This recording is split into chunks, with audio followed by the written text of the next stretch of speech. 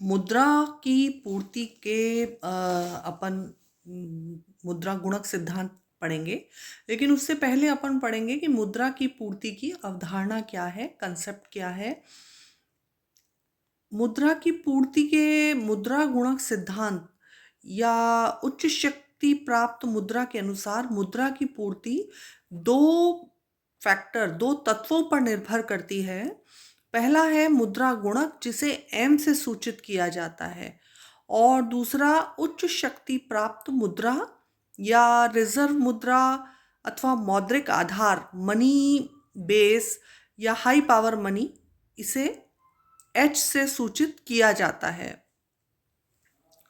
मुद्रा की पूर्ति का सूत्र एम या एम एच होता है, अर्थात मुद्रा की पूर्ति रिजर्व मुद्रा एच को मुद्रा गुणक स्मॉल एम से गुणा करने से प्राप्त परिणाम के बराबर होती है। अतः मुद्रा गुणक की राशि एम डिवाइडेड बाय एच के बराबर होती है। स्पष्ट है, मुद्रा गुणक को ज्ञात करने के लिए हमें सर्वप्रथम एम व एच की परिभाषा करनी होगी और इसको प्रभावित करने वाले तत्वों का विवेचन करना होगा, क्योंकि मुद्रा की 4 अवधारणाएं अपने भारत में प्रचलित हैं: M1, M2, M3 व M4। क्लियर? इसमें अपन इन अवधारणाओं से परिचित होते हैं। पहला M1 है संकीर्ण, इसका अर्थ है मुद्रा का सूचक होता है, और M3 विस्तृत अर्थ में मुद्रा को दर्शाता है। तो मुद्रा की जो ये 4 अवधारणाएं हैं, M1 इसे संकीर्ण मुद्रा, नैरो मनी भी कहते हैं। इसमें 3 तत्व शामिल हैं: जनता के पास करेंसी, बैंकों के पास मांग जमाएं, तथा भारतीय रिजर्व बैंक के पास अन्य जमाएं इसमें शामिल होती हैं। और M1 क्या होता है? C प्लस DD, यानी कि जनता के पास करेंसी और प्लस बैंकों के पास मांग जमाओ, ये 2 शामिल होती हैं। फिर आता है M2। M2 में पोस्ट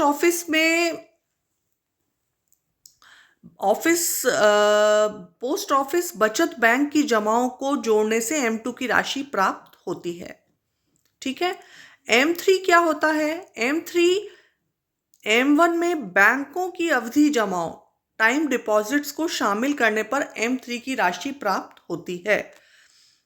जैसे मैंने पहले भी बताया था, M2 को व्यापक मुद्रा या समग्र मौद्रिक साधन भी कहा जाता है। अब है M4। M4 जो है, इसमें M3 की राशि में पोस्ट ऑफिस की कुल जमाएं शामिल की जाती हैं। इस प्रकार भारत में मुद्रा की पूर्ति के संबंध में 4 अवधारणाएं प्रचलित हैं, और इसमें से M1 व M3 का ही विशेष रूप से उपयोग किया जाता है। अब आता है मुद्रा का गुणक सिद्धांत। इस सिद्धांत में M = MH सूत्र का उपयोग किया जाता है। इसमें हम सबसे पहले यह देखेंगे कि M1 संकीर्ण मुद्रा को लेते हैं तथा M3 विस्तृत मुद्रा को लेते हैं, क्योंकि उसी के अनुरूप मुद्रा गुणक का परिणाम आएगा। देखिए, आप इसके हिसाब से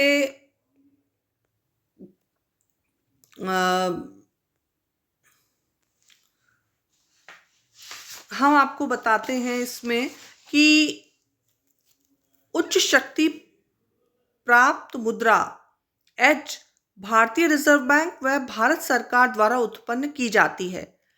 ये जनता व बैंकों के पास रखी जाती है। इस आधार पे हम मनी सप्लाई को इस प्रकार एक्सप्रेस कर सकते हैं, बता सकते हैं। ये ठीक है। इक्वेशंस आप देख लीजिए। इसके बाद मनी मल्टीप्लायर पे अपन आते हैं, तो इसमें मुद्रा की पूर्ति के मुद्रा गुणक या उच्च शक्ति प्राप्त मुद्रा सिद्धांत में 3 व्यवहार मूलक अनुपातों C, I व R की महत्वपूर्ण भूमिका होती है। करेंसी का मांग जमा से अनुपात C के बढ़ने से मुद्रा की पूर्ति में संकुचन आता है। अवधि जमा का मांग जमा से अनुपात यानी कि T से बढ़ने से मुद्रा की पूर्ति में विस्तार होता है। और बैंक रिजर्व राशि का कुल जमाओं के अनुपात अर्थात R के बढ़ने से मुद्रा की पूर्ति में संकुचन आता है। अब इस आधार पे हम चित्र द्वारा भी बता सकते हैं कि मुद्रा की पूर्ति ये कैसे मैं एक्सप्लेन करती हूँ। इसमें बाजार में 3 मांग वक्र ऊपर की ओर उठते हुए दर्शाए गए हैं और इसमें C के बराबर जो ढाल बनता है उसमें क्षैतिज अक्ष से जो ढाल बनता है उसमें संतुलन बिंदु पर मांग जमा अनुपात का संतुलन होता है। इस बिंदु के अनुसार पब्लिक की करेंसी की मांग C0 तथा बैंकों की रिजर्व राशि RO के बराबर होती है। और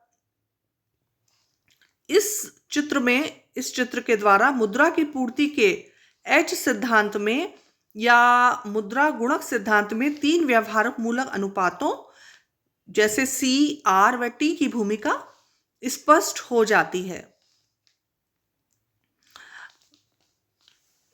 क्लियर?